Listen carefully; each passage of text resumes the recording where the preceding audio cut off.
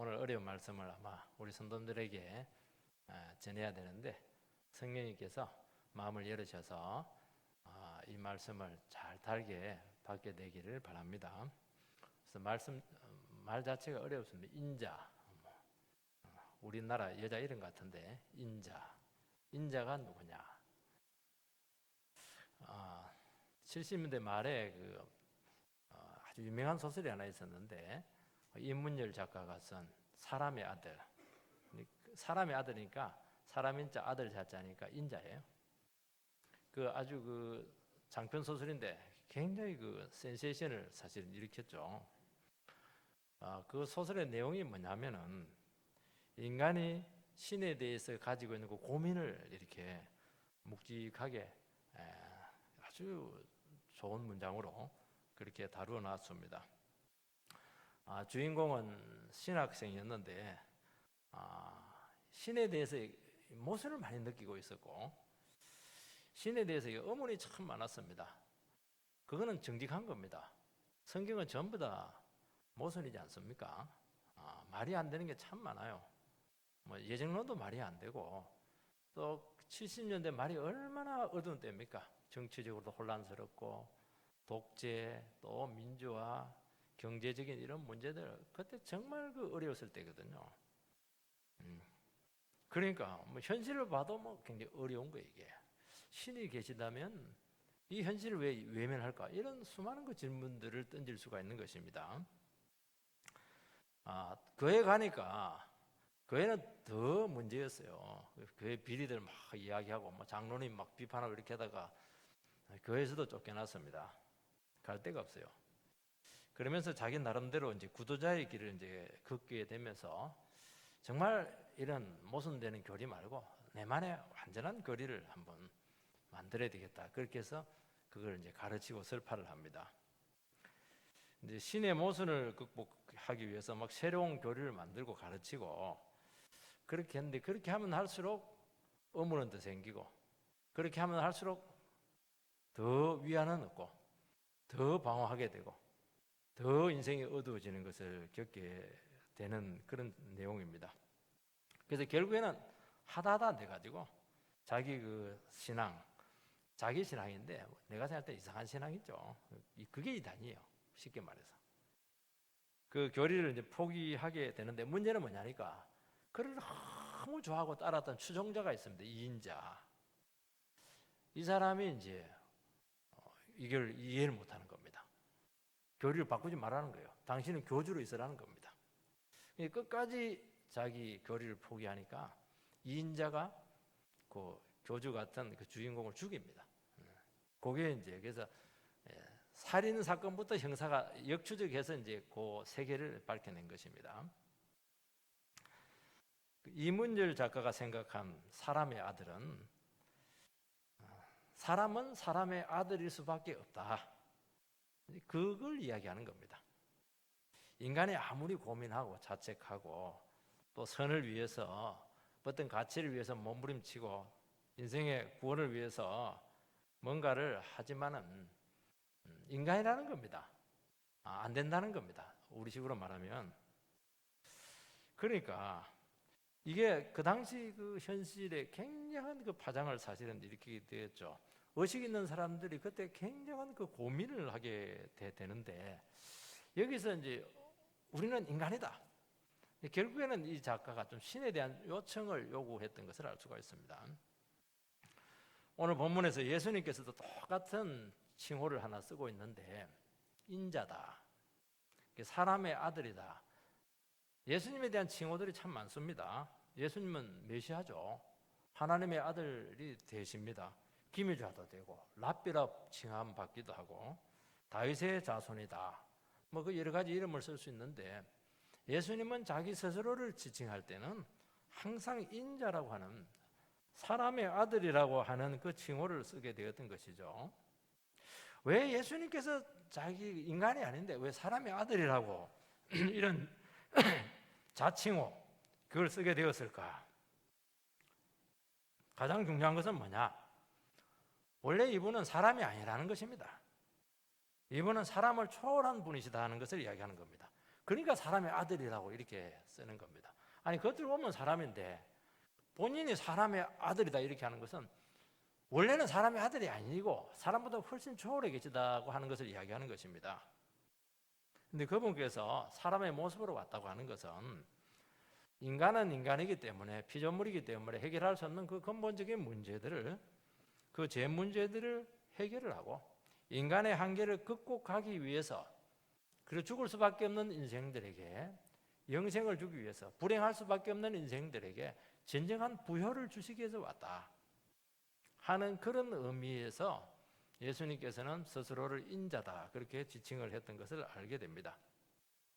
그렇다면 우리는 신경을 바짝 써야 됩니다. 어떤 신경을 써야 되느냐? 바로 이분이 누구냐는 거예요.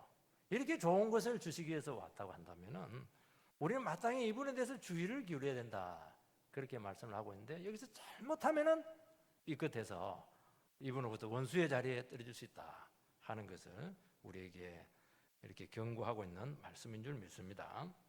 딱 세 가지를 말씀하겠습니다. 첫 번째는 인자가 누구냐? 왜 이런 질문을 했는가 하는 것입니다. 주님께서는 지금 따르는 무리들 앞에서 나는 십자가 길을 가야 되는데 이 십자가 길이라고 하는 것은 너무 힘들고 어렵고 고통의 길이지만은 그것은 영광이다 그렇게 이야기를 합니다. 이게 참 어려운 개념입니다. 예수님 십자가 죽는 게 영광일 수 있겠는가? 비참한 것이죠. 뭐 실패죠. 근데 이 얘기를 듣고 나서 이제 무리들이 바로 이런 어려운 질문을 하는 것입니다. 34절 말씀을 보면은 이에 무리가 대답하되 우리는 율법에서 그리스도가 영원히 계신다함을 들었거늘 너는 어찌하여 인자가 들려야 하리라 하느냐? 이 인자는 누구냐? 예수님을 따르는 그 무리들이 있었는데 추종자들이죠. 예수님께서 나는 들려야 된다 이렇게 이야기를 했을 때 그들은 그 의미를 알았습니다. 아, 이 사람은 죽는구나. 십자가에 달려 죽는구나 하는 것을 알았던 것이죠. 그래서 33절에 보면은 이렇게 말씀하시면 자기가 어떠한 죽음으로 죽을 것을 보이심이로라. 그 죽는다 이렇게 하니까 추종자들이 한 가지 의문을 이제 제기를 합니다. 구약 율법에 보면 메시아로 오신 그리스도는 영원히 사신다고 했는데 영생한다고 했는데 아니 그 구약 율법하고 당신이 죽는다는 거하고 이게 어울리지 않는다는 겁니다. 그러니까 당신은 메시아할 수 있겠는가? 그걸 한번 확인해 보겠다. 그렇게 말씀을 하고 있습니다. 이게 들었거늘 이렇게 말씀하고 있잖아요. 영원히 계신다 함을 들었거늘 한 번 들은 게 아니에요. 귀가 따갑도록 들었다는 겁니다. 그냥 랍비자는데 배웠고 그리고 늘 메시아가 온다는 소리를 그들은 들었고 그 메시아는 이런 메시아다. 우리에게 정말 어려움을 해결해 줄 수 있는 진정한 메시아다. 그거는 이스라엘 사람이라고 한다면 누구든지 다 알고 있는 보편적인 내용이라는 것입니다. 그러니까 그들이 들은 메시아에 관해서 제일 중요한 게 뭐냐? 영원성인데 메시아는 죽지 않고 영원하다 하는 것입니다. 사실은 그 말씀이 맞아요. 이사야서 9장 7절 말씀 한번 띄워주시기 바랍니다. 이사야서 9장 7절 말씀 같이 한번 읽겠습니다. 시작.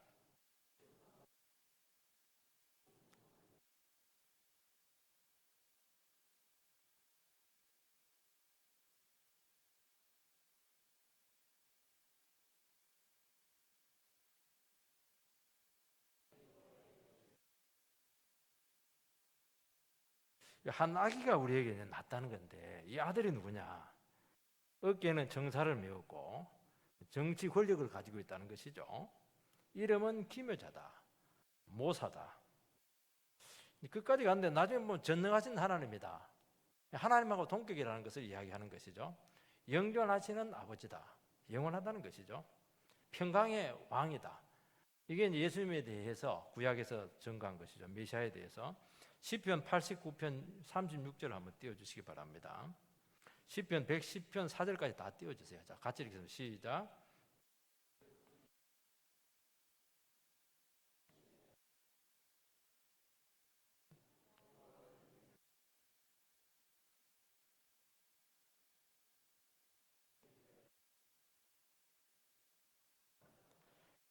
그러니까 그의 후손은 장구하고 왕위는 항상 있다. 하나님 나라죠. 하나님 나라는 영원하다는 것을 이야기하는 겁니다. 하나님 나라가 영원하면 하나님 나라의 왕도 영원하다는 것이죠. 그리고 이분은 왕일 뿐만 아니라 또 대제사장이었습니다. 멜기세덱의 서열을 따라 영원한 제사장이다. 이분은 메시아인데 왕이면서 제사장이면서 아주 특별한 지위에 있었는데 결론적으로는 뭐냐? 영원하다는 것입니다. 이 높이 드린다고 하는 것은 십자가 공개의 처형을 당한다는 것이고, 십자가 공개의 처형이라고 하는 것은 반역자들에게 언도된 최고형을 이야기하는 것입니다. 지금 예수님을 따랐던 추종자들은 예수님을 지금 메시아로 믿고 따라왔는데, 이 메시아가 사형수로 처형되게 된다면 어떻게 되느냐는 것입니다. 도저히 맞지 않는 거예요. 그들이 기대했던 모든 기대가 무너진다는 것을 알았던 것이죠. 예수님께서 낙에 타고 예루살렘에 입성했을 때 사람들은 호산나 하면서 그렇게 환영을 했습니다. 이제 이스라엘 백성들은 모든 고생은 다 끝나게 되었고, 정치적으로 독립이 이루어지게 되었고, 경제적으로 회복이 될 수 있게 되었고, 이제 메시아가 왕으로 등극하게 되면은 이스라엘 중심의 통치가 세상 가운데 실현되게 될 것이다. 정말 우리하고 좀 다릅니다. 스케일이. 이스라엘 백성들은 나라는 작아도 굉장히 늘 세계를 품고 있는 민족이었어요. 하나님, 왜냐니까 이 사람들은 하나님을 늘 상대했기 때문에 스케일이 굉장히 커요. 우리는 뭐 그냥 몽달 귀신들, 늘 그냥 이런 미신들만 하니까 굉장히 어두운데, 안 그래요. 이스라엘 백성들이 굉장히 컸어요. 하나님을 모시고 있었거든요. 그 추종자들이 이제 가만히 생각을 해보니까 이분이 자기들이 기대한 메시아가 아닐지도 모른다 하는 의심이 찾아온 것입니다. 그래서 지금까지 따라왔으니까 마지막으로 당신의 정체를 한번 확인하고 떠날지 말지 결정하겠다는 것입니다. 그럼 왜 예수님의 제자들은, 12제자들은 가만히 있었는가? 예수님의 제자들은 예수님의 죽음에 대해서 훨씬 많이 들었거든요. 수많이 이렇게 듣고 질문하고 무서워하고 이렇게 했지만은 제자들은 질문하지 못해요. 왜냐니까 제자들은 너무 많이 따라왔어요. 무리들하고 달라요. 제자들은 막 다 버리고 따라왔기 때문에 이제 돌아갈 처지도 못해요. 왜냐하면 너무 들어왔거든요. 갈 데도 없고. 그래서 마음은 괴로운 겁니다. 조마조마한 거예요, 이게. 설마 말은 죽겠다고 하지만은 설마 아니겠지. 뭔가 왕에 대해서 한 자리 해주시겠지. 그러니까 막 의심하면서 어쩔 수 없이 따라가고 싶다는 것을 알 수가 있습니다. 그러나 추종자들은 달랐어요. 이들은 헌신한 것도 없고 버린 것도 없고 손해본 것도 없기 때문에 빨리 얘기하라는 거예요. 빨리 얘기할수록 좋다. 좋은 말 할 때 얘기해라. 그러니까 곱게 말했다고도 볼 수도 없어요. 얼마든지 당신을 떠나고 배신하겠다는 것입니다. 우리 중에 혹시 배신하고 싶은 분이 계실지 모르겠어요. 그들은 인자가 들려한다고 했을 때, 그렇다면 그 인자가 누구냐? 그 질문을 하고 있는 것입니다. 구약에서 이 메시아라고 하는 그런 분은 모든 고통과 슬픔과 절망과 좌절들, 인간이 겪고 있는 모든 현실적인 문제들을 해결해주고, 또 우리 가운데 일어나고 있는 그 수많은 전쟁들, 패배들, 실패들, 죽음들, 이 모든 것들을 종식시킬 수 있는 그런 분으로 그들은 믿고 있었던 것이죠. 정치나 경제 등 현실적인 모든 어려움들을 해결해 주기 위해서 오실 수 있는, 정말 얼마나 이런 분이 여러분들이 오신다고 하면은 얼마나 기대가 되겠습니까? 여러분, 일제강점기 때 우리나라가 해방과 독립을 위해서 얼마나 기다렸습니까? 그들은 지금 로마의 지배를, 우리는 45년이잖아요. 35년, 36년 하면 시대예요. 그들은 35년이 아닙니다. 몇백 년을 지금 고통당하고 있는 거예요, 지금. 그들이 기다리고 있었던 것은 현실적으로 그분 한 분, 메시아가 와야 된다는 것입니다. 근데 그들이 생각한 메시아라고 하는 것은 현세적인 왕이었습니다. 현실의 문제였어요. 하나님께서 생각하고 계셨던 그 메시아 왕이라고 하는 것은 세상 나라를 세우는 것이 아니고 영적인 하나님 나라를 세우고 있다는 것을 알게 되는 것입니다. 그들의 관심은 현실에 있었는데 하나님께서 원하셨던 것은 영적인 나라를 이야기하고 있는 것입니다. 주님께서도 영적인 왕으로서 그들에게 왔다는 것을 알 수가 있습니다. 여기서 이제 근본적인 어긋남이 오게 되었다는 것을 알 수가 있습니다. 그런데 이 메시아가 자꾸 죽음에 대해서 말하고 있는 것입니다. 예수님은 추종자들에게 정말 정직했어요. 우리 같으면 막 나중에 죽을 망정 끝까지 그냥 말 꼭 다물고 끝까지 갈 텐데 그렇게 하지 않았어요.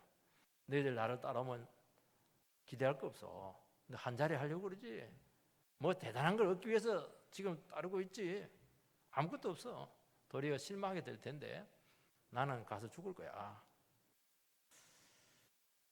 내가 죽는 한이 있더라도 나에게 어떤 일이 있더라도 끝까지 나를 믿고 따라올래. 주님은 그들에게 정직하게 도전하고 있는 것입니다. 주님은 우리에게도 똑같이 도전하고 있는 겁니다. 따라오면 우리는 10억만 준다 이러면 막 쌍수를 들고 따라올 겁니다. 집 한 채 준다 이러면 막 너무 좋죠. 근데 나를 따라오면 무슨 일이 날지 내가 이야기하는데 좋은 일 아니야. 와서 죽을 거야. 실컷 고생하고 갈등할 거야. 그래도 나를 끝까지 신뢰하고 따라올래? 그러면 이제 곤란해지는 거예요. 이게. 그 얘기하고 있는 건 지금 심각한 문제입니다. 이거 지금 여러분 그냥 조용히 앉아서 들을 수 있는 내용이 아니에요. 이거 죽을래 살래 그 문제입니다. 여러분 우리가 예수를 믿는다고 하는 것은 단순히 예수의 교훈을 받는 게 아닙니다. 여러분 안 믿는 사람들도요 정말 예수님 존경합니다. 세상에 이런 분이 있을까? 산상설교는 막 깜빡 죽어버려요. 왜냐하면 산상설교에는 막 공자님하고 비교가 안 돼요. 여러분 자꾸 부처님하고 예수님하고 비교하는데 부처님의 사상이 길기만 하지 어렵게만 하지 이게 한마디로 끝나는 거예요. 얼마나 깊인지 몰라요. 여러분들 정신을 잃어버린다는 것을 알 수가 있죠. 근데 문제는 뭐냐? 신앙생활을 이렇게 하다 보면은 주님께서 우리에게 한 가지를 요구하고 있다는 것을 알 수가 있습니다. 그게 뭐죠? 말씀도 좋고 기독교 교리도 너무 고상하고 좋고 그런데 주님을 따라오라는 겁니다. 어디까지? 그러니까 내가 취사선택해서 좋은 건 받아들이고 내 인생에 유익한 것은 막 영혼의 양식이 되고 막 마음에 안 드는 건 버리고 그게 아니고 전부 다 신뢰하고 내가 가는 곳 삼수갑산을 가더라도 그냥 따라오라는 겁니다. 그 말은 뭘 얘기하니까 네 생각하지 말고 네 마음대로 할 수 있는 것이 아무것도 없다는 겁니다. 따라가려면 자기가 다 버려야 되거든요. 그분에게 딱 맞춰야 되는 것입니다. 그거 하나를 딱 요구하는 겁니다. 우리는 생각이 참 많거든요. 교회 오면서도 생각이 참 많아요. 막 그냥 여러분 생각이 많은 게 좋지가 않아요. 따라가려면 저는 부교육자를 오래 했잖아요. 담임 목사님 뒤에 따라가려면 힘들어요 그거. 왜냐하면 저는 이런 걸 말해서 우리 저 청송 가자. 청송 가서 약백숙 여러분 잘 모르죠. 굉장히 맛있는 거예요. 그거 먹어보세요. 약백숙 먹자. 그래서 그 청송을 다 갔어요. 근데 이분이 또 많이 바뀌었네. 부산 해운대로 가자. 해운대로 갔다니까요. 뭐 말할 수 있습니까? 부교육자가 쫓겨나지 않으면 가만히 있어야지 뭐. 따라가는 거기서 내 의견이 어디 있어? 내 의견이 그냥 따라가서 센터 가가지고 뭐 그냥 샤워하면서 그냥 마음 풀어버려야죠. 센텀이 어딘지 잘 모르시죠? 신세계 백화점입니다. 넓은 길을 다 버리고 좁은 길을 가야 됩니다. 세상 길을 다 버리고 주님과 함께 가야 돼요. 우리 처음 복음을 들으면 너무 감격이에요. 세상에 이런 말씀이 다 있을까? 조금 지나면 막 진짜 고민이 와요. 왜냐하면 주님께서 요구하는 것이 딱 하나라는 것을 알게 됩니다. 오직 주님만 의지하고 네 살아갈래? 넌 모든 것 다 버리고 지금까지는 어떻게 살아온 것은 내가 몰랐으니까 이해를 한다. 이제부터는 안 된다. 너 인생 전체를 나에게 맡길래. 이 두 가지 중에 하나를 선택하라는 것입니다. 문제는 뭐냐니까 주님 의지하고 가면은 뭐 대박이 터지고 좋은 거 있으면 얼마나 좋겠어요. 근데 가만히 말씀을 듣고 보면 이게 아니야. 이게 세상에서 도태될 것 같고 이렇게 살다가는 안 될 것 같아요. 이렇게 살다가 죽음밖에 없을 것 같아요. 내 인생 계획 그거 다 버리라고 그러고 네 삶의 목적 그거 다 우상 숭배니까 버리라고 그러고 네 가진 그거 전부 다 주님께 맡기라는 거면 네 거 없다는 거예요. 이러니까 우리가 굉장히 고민이 되는 것입니다. 저는 예수를 믿으려고 했을 때 설교의 영광에 완전히 매료가 되었습니다. 세상에 이런 말씀이 다 있을까? 저거는 인간의 말이 아니라는 거예요. 한 번 들었는데 그걸 알았어요. 저도 뭐 고민 많이 했죠. 철학책도 있고 사상책도 있는데 어렵기만 하지만 무슨 말인지 모르겠더라고요. 설교를 한 번 딱 들었는데 완전히 가버렸어요. 우리 식으로 말하면 더 쉬운 말 뼈 갔어요. 완전히. 어떻게 이런 말을 할 수가 있을까? 이거는 하나님 아니고는 하실 수 없는 말이라는 것이죠. 주님께서 가치관 버려라, 인생관 버려라, 세상 우상 싹 다 내려놓으라. 그걸 자꾸 요구하는 것입니다. 저는 가난하다 보니까 공부를 제대로 못했어요. 좀 물질적으로 풍족하게 살고 싶었고 가난한 저희 집안을 도움이 좀 되고 싶은 그런 생각을 제가 가지고 있었습니다. 구약 성경을 내가 좀 이렇게 읽었죠. 읽어보니까 부자들이 많더라고요. 아브라함도 잘 살았고 욥은 막 거의 거부였고 중간에 고생했지만 2배로 거부가 되었고 요셉은 총리가 되었더라고요. 그 앞에 생고생한 건 잘 모르고 그러면서 좀 위로가 되었죠. 그 설교를 듣는 중에 모든 것을 다 버리고 하나님을 따라가는 과정에 부자가 되기도 하고 총리도 되고 그건 좋다. 다윗도 왕이 되지 않았는가? 그렇다는 거예요. 그 대가는 고난은 생각하지 않고 영광만 생각한 것이죠. 그런데 주님께서는 한 가지를 요구했습니다. 그거 좋다. 그거는 내가 될지 모르겠는데 보장은 못 해주지만은 주님 앞에 먼저 항복하고 너 생각 싹 버리라. 네 가치관 전부 다 깨라. 너 힘으로 살아가려고 하는 그 삶의 태도를 근본적으로 뜯어고쳐라. 그걸 이제 요구하는 것입니다.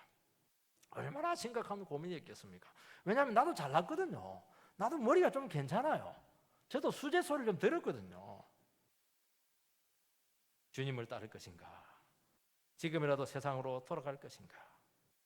예수라는 분이 도대체 누군데 내 인생 전체를 감히 맡기려고 한단 말인가? 우리 결혼할 때도 그 남자한테 맡기려면 얼마나 힘들어요. 그래 부도났다 생각하잖아요. 쏘갔다고.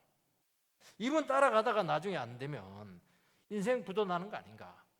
정말 곤란한 질문이라는 것을 저는 알게 되었던 것입니다. 나는 이런 거 하나도 고민이 안 되던데요. 그거는 주님에 대한 설교를 못 들어서 그래요. 복음을 제대로 못 들었으니까 기복적인 설교 들으니까 그렇게 하는 겁니다. 복음을 들으면 반드시 이 한 가지 문제로 기결된다는 것입니다.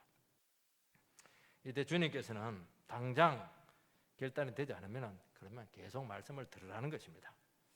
주님을 알아가면서 어느 순간 내 자신을 다 버리고 있었고 주님을 따르고 있다는 것을 알게 되었습니다.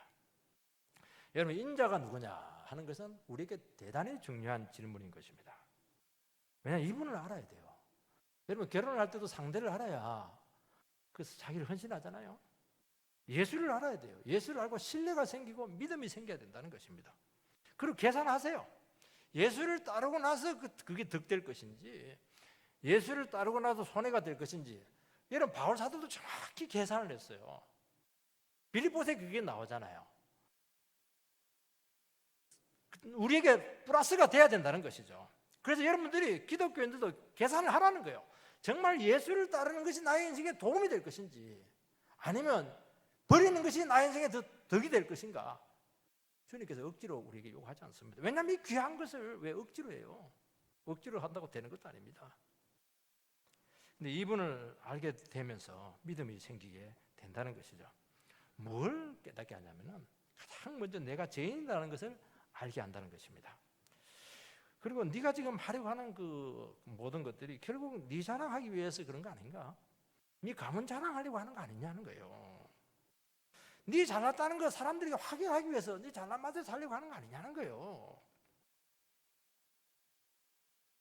하나님께서 자꾸 설교 들을 때마다 너 죄인이라는 겁니다. 너 너무 교만하고 너무 잘난 체하고 너 정말 인격에 심각한 문제가 있다는 걸 자꾸 고발을 하는 것입니다. 너 지금 죄의 종이라는 거예요. 내가 너의 그 모습을 너무너무 싫어하고 있고 분노하고 있는데 계속 그렇게 살아갈래? 그렇게 살아가면 결론이 어떻게 되는 줄 아나? 심판했다는 것이죠. 그래도 뭐 어떻게 내 인생의 주도권을 주님께로 넘겨드리겠습니까? 아니죠. 내가 그래도 옳습니다. 우기면서 내 생각과 가치관과 세상 영광을 추구하고 싶은 욕망을 내려놓는 게 그렇게 어려웠어요. 그건 죽음과 똑같은 것이었습니다. 왜냐하면 내가 없어지는 것이니까요. 그래서 내 안에서 계속 하나님과 갈등하는 겁니다. 갈등이 아니죠. 갈등은 고상한 표현입니다. 반항하는 겁니다. 반항. 왜 내 인생을 요구하냐고, 당신은 뭔데? 하나님을 너무너무 미워했습니다. 하나님 없이도 얼마든지 잘 살아갈 수 있다. 그걸 증명하는 삶을 살았죠. 그러니까 안 되는데 되게 하니까 얼마나 분노가 많은지 몰라요. 분노가 쌓여서 교회 와도 분노, 사람 만나도 분노. 왜 하나님이 나의 삶을 인정해 주지 않으니까 화가 나는 겁니다. 앞에 십자가 있었어요. 이제 그만해라. 너무 많이 했다. 그만 방하고 이제 내려놔라. 됐다. 너도 참 고집이 대단하구나. 그래서 아이고 살고 싶어가지고 이러다가 제명에 못 살겠더라고요. 이게 십자가 붙들고 그냥 다 내려놓고 여기까지 콧기해가지고 온 겁니다. 이게 뭐냐니까 이게 신앙입니다, 여러분. 너무 고상하게 생각하지 마시기 바랍니다. 그렇다면 두 번째는 인자의 의미가 무엇이냐는 것입니다. 무리들이 너는 누구냐라고 이렇게 말하지 않고 인자가 누구냐 이렇게 묻습니다. 왜냐하면 예수님께서는 자기 자신을 호칭을 할 때 인자라고 호칭을 했기 때문에 그걸 너 자꾸 네 자신을 인자라고 하는데 그럼 인자가 뭐냐는 것이죠. 임금님에 대해서 다른 사람들은 폐하, 임금님, 천황 이렇게 하지만은 임금 자신은 자기 자신에 대해서 짐이라고 하죠. 조금 겸손한 왕은 과인이 이렇게 이야기합니다. 예수님께서는 인자라고 하는 그 호칭을 아주 쓰고 있었는데 그게 어디서 왔냐는 거예요. 그게 무슨 말이냐는 겁니다. 다니엘서 7장 13절 14절 말씀을 한번 띄워주시기 바랍니다. 같이 읽겠습니다. 시작.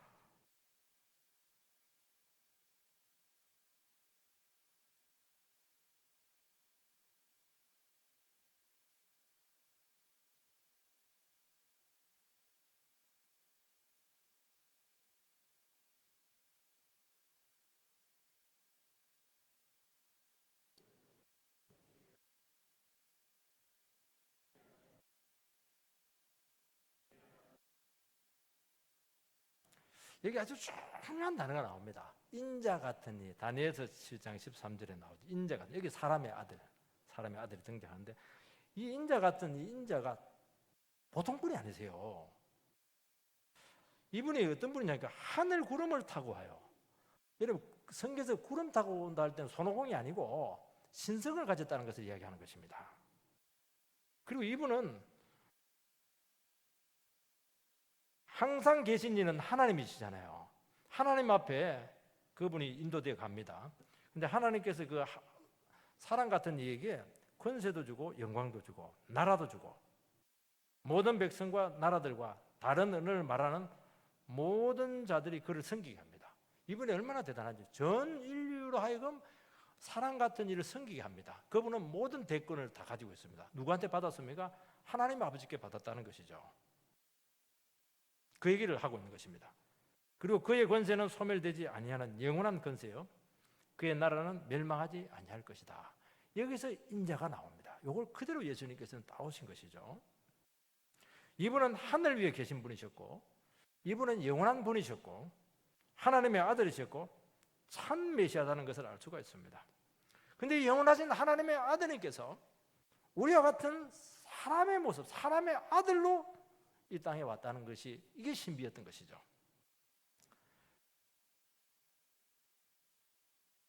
여러분 이분이 하는 일이 무엇이죠? 하늘 구름을 타고 이 땅에 내려왔다가 자기 백성을 데리고 가서 하나님께로 다시 돌려드리는 것입니다. 어떻게 자기 백성을 돌려드리고 있습니까? 하나님의 아들이 육신을 입고 이 땅에 십자가에 달려 죽으심으로 구원받은 새로운 백성들을 만드셨어요. 지금까지 하나님은 전부 다 마귀의 종, 죄의 종으로 살아가는 인생들에도 대책이 없게 되었는데 이 아들이 육신을 입고 오셔가지고 십자가에 달려 죽으심으로써 내가 죄인이라고 고백하는 사람들에게 성령을 주어서 완전히 새로운 인류를 창조를 합니다. 그게 교회잖아요. 그리고 그 교회를 하나님께 다시 갖다 바치는 거예요. 왜 하나님께 갖다 바칩니까? 하나님의 행복 안으로, 하나님의 부요 안으로 들어오는 거예요. 이제 그렇게 거지처럼 개천에서 주워 먹지 말고 하나님의 영광 가운데서 영생하면서 살아가라는 것입니다. 여러분, 인자라고 이렇게 할 때 우리는 주님의 신성만이 아니고 여기에 고난이 포함되어 있다는 것을 이스라엘 백성들이 꿈에도 생각하지 못했던 거예요. 이게 신비였던 거죠. 인자 속에는 최고의 신비는 뭐냐? 이분이 하나님의 아들이시지만은 이분은 고난을 받으셔야 된다는 것을 이스라엘 백성들이 전혀 몰랐어요. 하나님께서 보낸 구원자라고 하면은 왜 고난 받아요?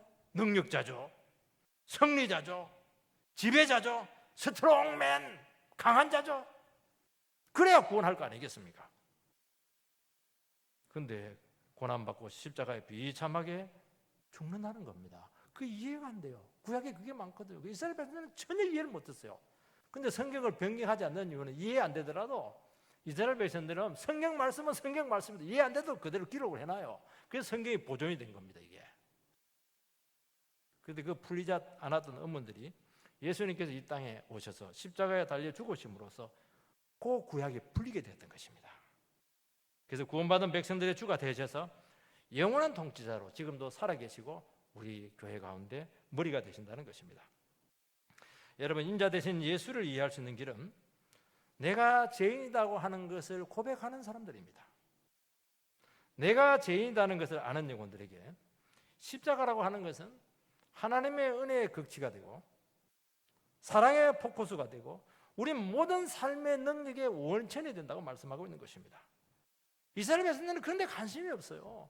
현실이 어려우니까 지금 갯돈을 지금 부어야 되고 빚을 갚아야 되고 취직을 해야 되고 나라가 독립이 돼야 되고 좀 잘 살아야 되고 내 자식이 합격을 해야 되고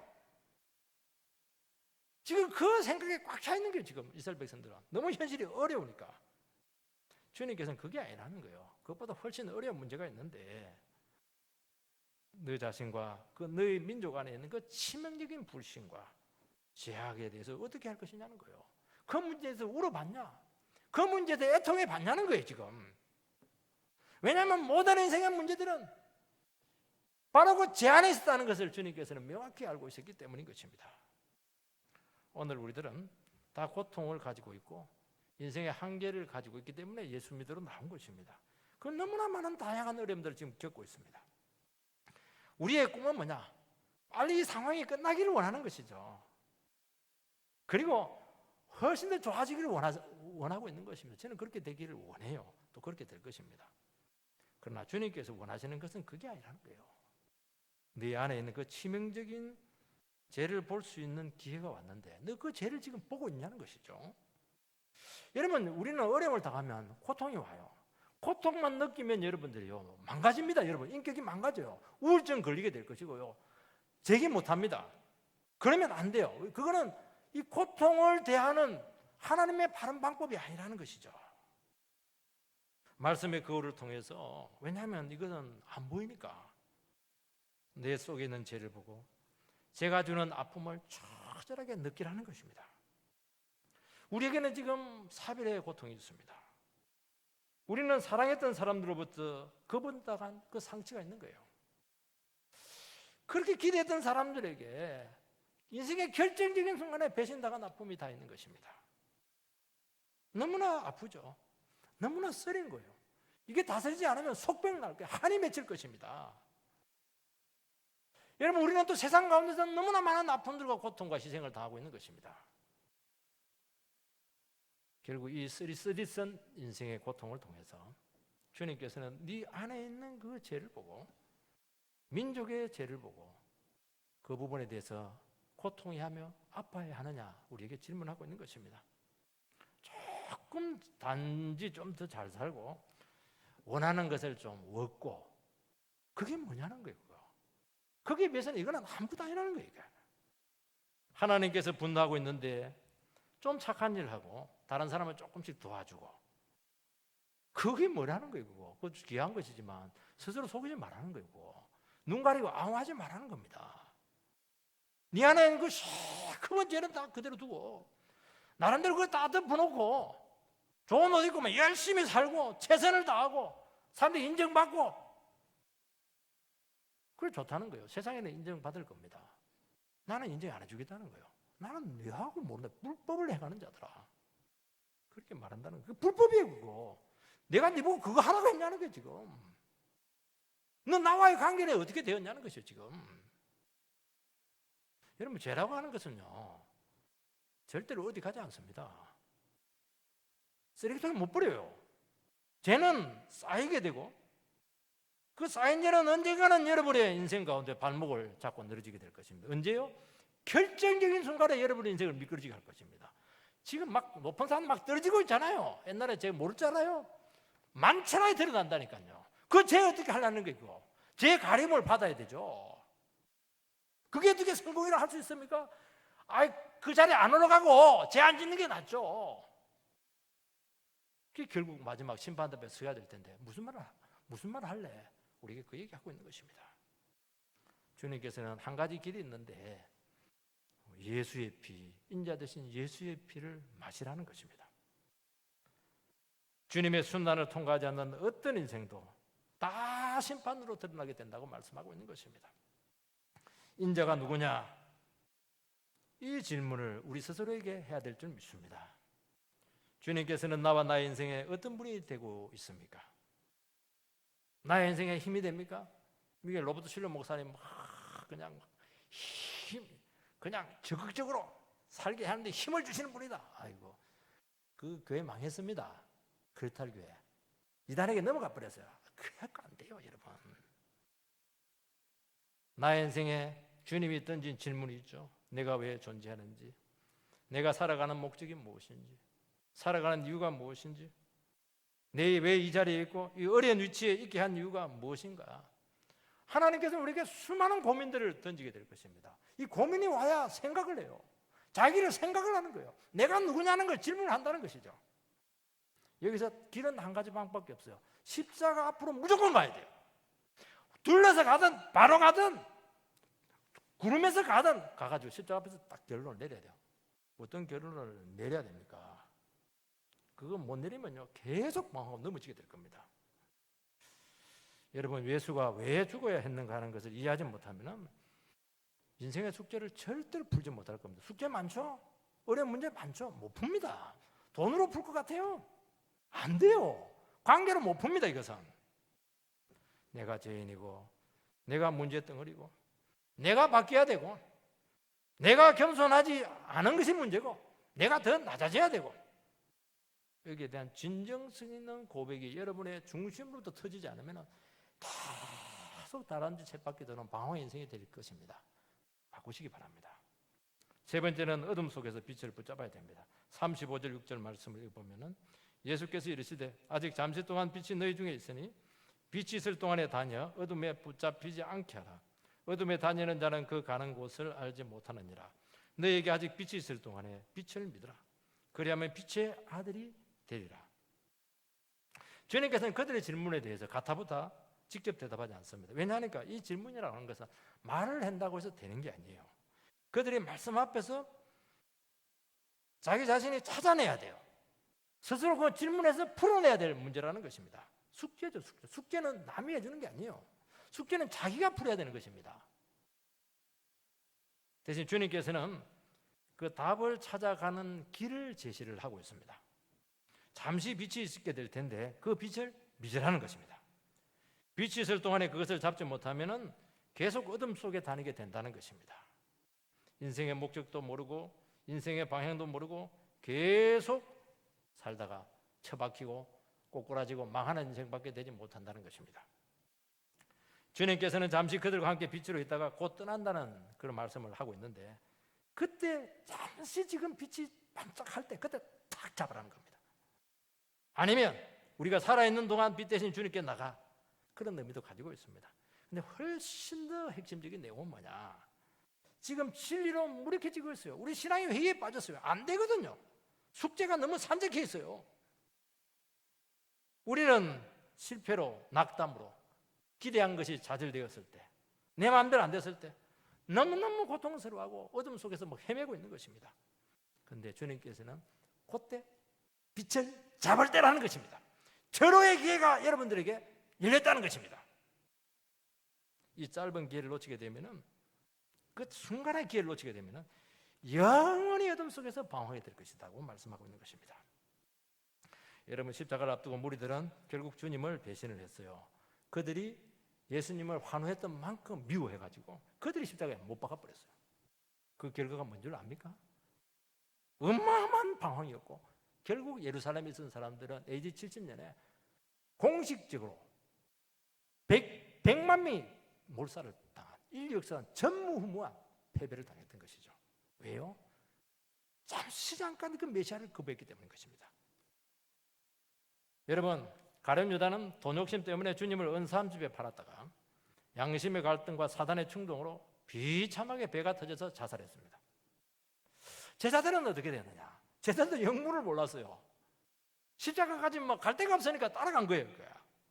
가는 게 진짜 죽었어요. 너무너무 실망해서 그냥 고기 잡으러 옛날 삶으로 신앙 다 버리고 끝났다고 생각했죠.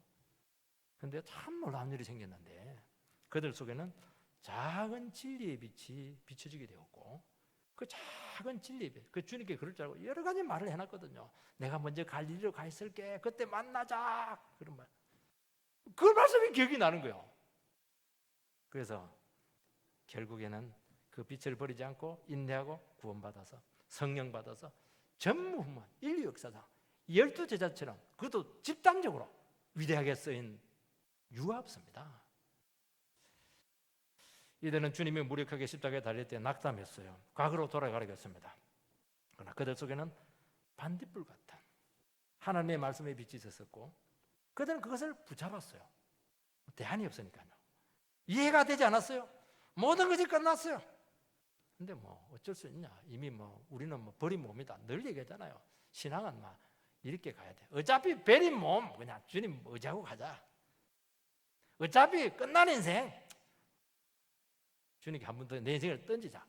한 번 더 던진 거예요. 여러분 인생을 한 번 더 던지시기 바랍니다. 스스로 살려고 하지 않았죠. 가룟 유다처럼 자기만을 위해서 살고 마지막까지 자기를 챙겼는데 자살이에요. 여러분, 우리 인생에서 말씀이 무력해지고 있고 진리가 희미해지고 있고 믿음이 바닥나는 순간은 뒤집어서 이야기하면 일생일대의 구원의 기회가 찾아온 줄 믿습니다. 우리는 다 믿음이 있다고 하지만은 자기가 생각하는 믿음을 가지고 있는 거예요. 자기가 생각하는 하나님을 가지고 있는 게 그게 이스라엘 백성들이 했던 거 아니에요. 그거 깨라는 거예요. 주님이 만들어 놓은 그 세계 안으로 들어오는 거예요. 그게.